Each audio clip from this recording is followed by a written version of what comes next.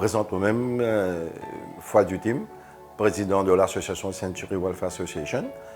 Et nous là aujourd'hui pour donner une explication, un petit aperçu de mon activité qui Century Welfare Association fait depuis sa formation. L'association prend effet à partir de 1969, effectivement.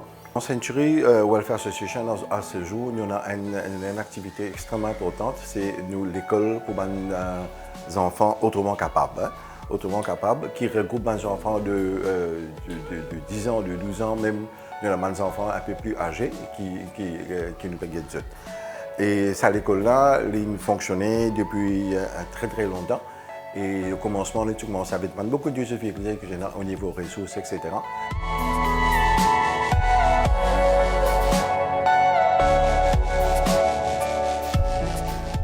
Coucou tout le monde, moi-même Cheikh Anissa, moi j'habite à Port-Louis, tout près de l'école. Mon manager de l'école Century Special Education Needs School qui se trouve à Port-Louis. Chez nous, nous avons une grande famille de 32 staff, 88 élèves et 28 élèves qui trouvent dans Daycare Center.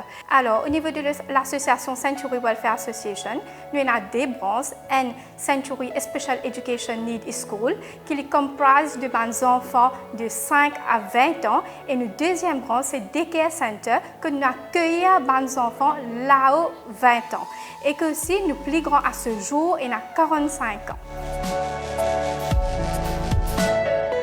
Je peux dire qu'aujourd'hui, l'école là, c'est une école full-fledged, reconnue par l'État, par les institutions québécoises. C'est une école que le comité de Century Welfare Association nous porte beaucoup à cœur et nous donne beaucoup de l'emphase à l'école là et ne pas hésiter pour mettre tous les moyens nécessaires. Alors, nous, Daycare Center, il accueille les enfants là aux 20 ans. Ces enfants-là, c'est des enfants qui sont sortis depuis l'école spécialisée. Ça ne se fait pas qu'ils nous accueillent des enfants au bas d'âge, disons 8 à 9 ans. Quand ils ont 20 ans, cette fois-ci, ils n'ont aucun passeport. Alors, qu'ils nous fait nous balancer dans nos Daycare Center. Et dans nos Daycare Center, il y a plus ou moins, comment dire, un atelier de travail que nous formons ces enfants-là pour être autonomes, que nous sommes capables de même et aussi je suis capable de développer un petit business, une petite et moyenne entreprise pour subventionner de ses propres besoins. Chez nous, nous avons des enfants avec des déficiences intellectuelles, nous avons des enfants autistes, nous avons des enfants cerebral palsy, nous avons cognitive skills et aussi des enfants slow learner.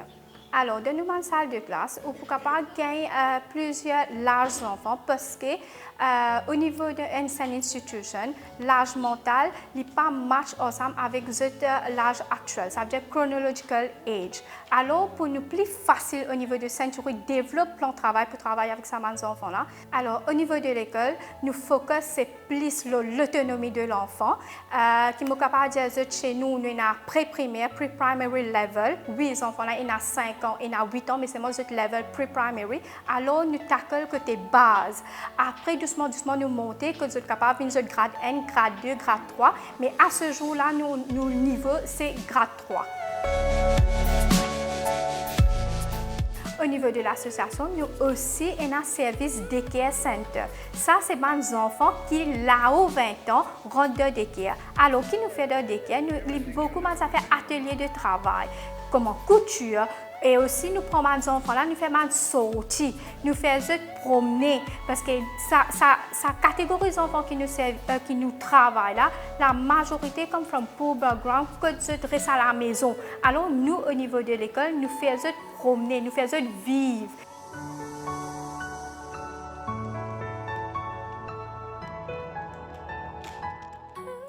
Étant ingénieur de formation et quand nous faisons construction ici au centre, nous prenons en considération qui nous besoin de faire une facilité, un moyen facilité pour mouvement vertical horizontal pour les enfants autrement capables.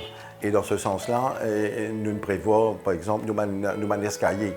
Nous avons 2 escaliers qui nous avons. Nous avons un escalier de secours qui est bien grand. Il n'est pas norme, il est haut norme. Si nous sommes capables de même nous sommes capables de mener. Et nous avons un ministère qui est très grand, qui nous capables de sortir les enfants, le wheelchair qui prend les autres là-haut, si besoin de déplacer là-haut, etc. Et nous aussi, nous prévoyons dans le design du bâtiment, c'est que moi je pourrais remarquer nous avons la cour qui est assez vaste, nous avons une place pour les enfants, et une récréation, amener de budget, transport, entrée, rentre depuis un an.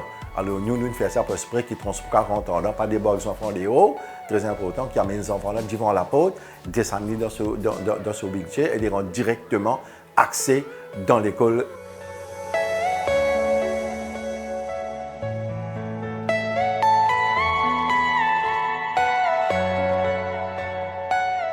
Les projets qui nous ont pour l'école pour les enfants capables, comme je dis, c'est qu'il nous prévoit un lift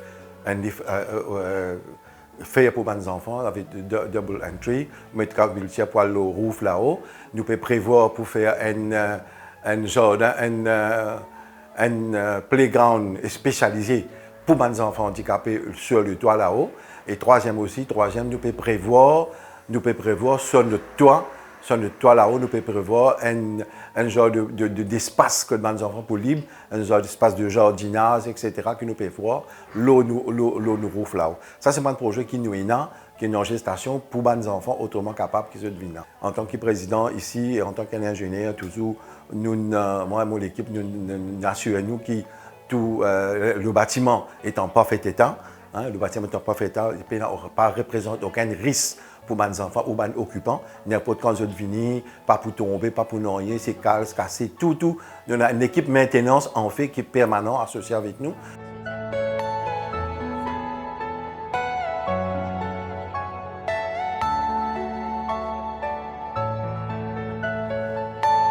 Are you all my personal dreams?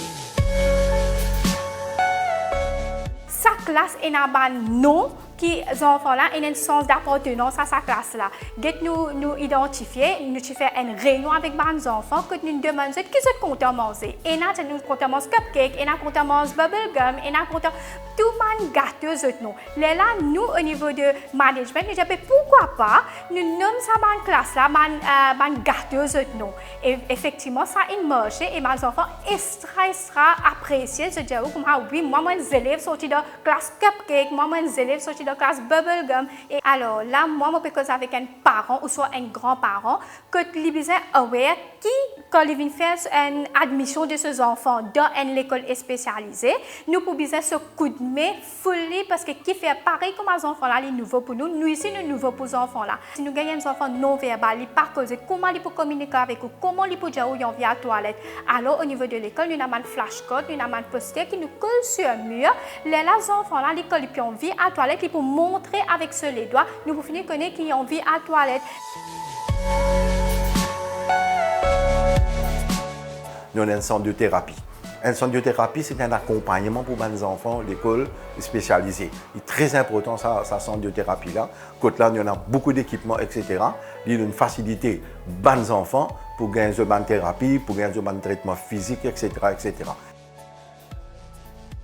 Alors, nous, les professeurs, je travaille en collaboration avec l'équipe paramédique, que nous avons occupational therapist, nous avons physio. Alors, professeur là, il tackle au niveau de l'académie de l'enfant et qui fait les besoins en communication avec nos paramédics parce que paramédics, il a côté médical. Si ils trouvent qu'ils ont besoin de plus beaucoup d'activités pour développer ce fine motors au niveau de l'armée, là, nous paramédics pour communiquer avec professeur là pour dire que bon, développer un plan de travail qui peut servir CISO plus beaucoup, pour servir l'armée plus beaucoup. Nous aussi providons un service physiothérapie.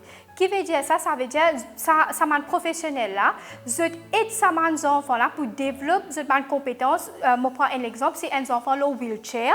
Alors pour les initier à la marche, physiothérapie, ce travail rentre en jeu. Ils développent plusieurs activités, l'exercice et tout. Et nous avons une full-fledged, nous avons une thérapie, une classe thérapie avec plusieurs équipements pour capable supporter ce travail que la physiothérapie là peut faire.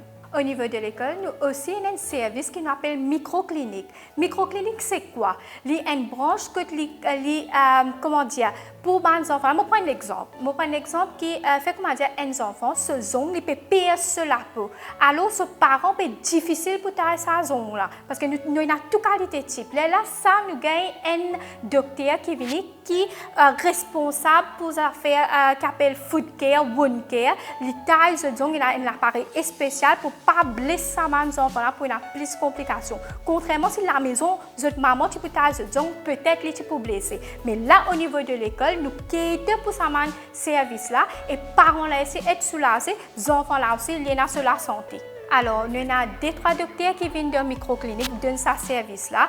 Comment il y a des enfants qui ont une maladie chronique. Alors, nous avons un docteur qui est responsable de côté des affaires diabète, wound care, food care. Aussi, nous avons un diététicien qui vient, qui accompagne les parents de l'enfant, montrer aux parents de l'enfant qui type manger pour les enfants-là capables de manger, pour ne pas devenir obèses, pour ne pas développer l'autre maladie. C'est tout un accompagnement. Il prend depuis microclinique. Et ça, mon docteur de microclinique là aussi, je tenais une communication avec mon équipe paramédique qui m'a physio et OT. Je travaille en collaboration. Ça veut dire microclinique avec thérapie liée de côté médical et qui enchaîné dans la salle de classe que le professeur développe un travail pour capable nous faisons tout un chacun sa team là, ils en complet pour que les enfants là les primer. L'avantage de l'enfant c'est primer. À noter que microclinique, ce service-là, c'est Century Welfare Association qui peut provide ce service-là à les élèves et leurs parents. Alors, de l'école Century, nous aussi avons un sensory room. Sensory room, c'est quoi? Il y a une chambre noire, blackout net en dehors, il y a beaucoup de la lumière et aussi il y a un équipement adéquat pour les enfants, là, comme il y a un balançoire. Côté des enfants, il y a deux catégories d'enfants. Une catégorie d'enfants, quand il y a excès d'énergie, quand nous canalisons l'énergie là, alors ça va la lumière faire un effet. Et il y a une deuxième catégorie d'enfants qui aiment l'énergie quand ils viennent à l'école. Alors pour booster ça l'énergie là, avec coup de main de mon occupational therapist, je demande côté sensory room, ben je te pour sa demande de ces enfants là.